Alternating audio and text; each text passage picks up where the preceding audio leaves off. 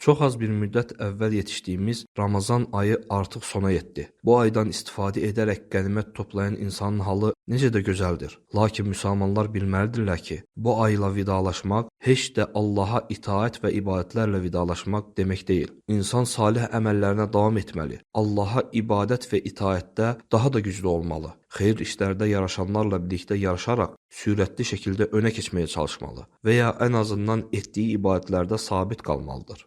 Bil ki, ey insan, bütün ayların Rəbbi birdir.